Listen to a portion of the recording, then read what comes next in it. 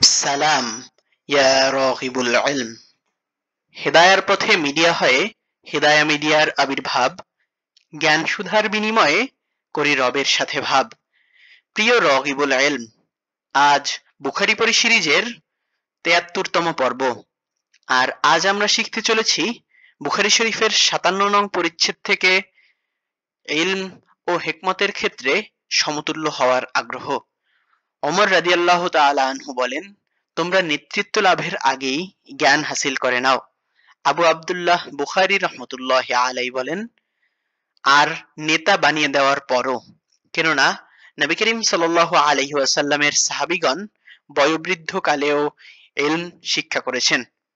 বুখারী শরীফের ৭৩ নং হাদিসে বর্ণিত হয় যে, হুমায়দী রহমতুল্লাহি আলাইহি আব্দুল্লাহ ইবনে মাসউদ রাদিয়াল্লাহু তাআলা আনহু থেকে বর্ণনা করেন, তিনি বলেন, রাসূলুল্লাহ সাল্লাল্লাহু আলাইহি ওয়াসাল্লাম বলেছেন, কেবলমাত্র দুটি ব্যাপারেই ঈর্ষা করা যায়। এক, সে ব্যক্তির উপর যাকে আল্লাহ তাআলা সম্পদ দিয়েছেন, এরপর তাকে হক পথে অকাতরে ব্যয় করার ক্ষমতা দেন।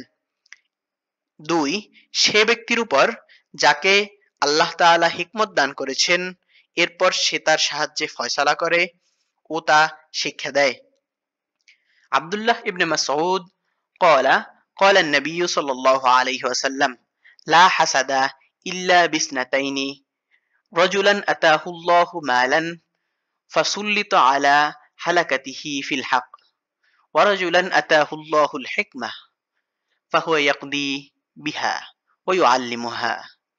এভাবেই প্রতিদিন একটি করে হাদিস শিখে রাসূলুল্লাহ সাল্লাল্লাহু আলাইহি ওয়াসাল্লামের ব্যক্তিত্বকে আপন করে নিতে হেদায়া মিডিয়া সাবস্ক্রাইব করে বেল বাটনে অল সেট আপ করুন, আর ফেসবুকে ফলো করুন, যাতে রাসূলুল্লাহ সাল্লাল্লাহু আলাইহি ওয়াসাল্লামের কথাগুলো আপনার কাছে পৌঁছে যায় সবার আগে।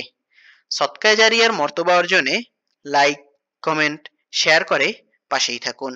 আসসালামু আলাইকুম ওয়া রাহমাতুল্লাহি ওয়া বারাকাতুহু।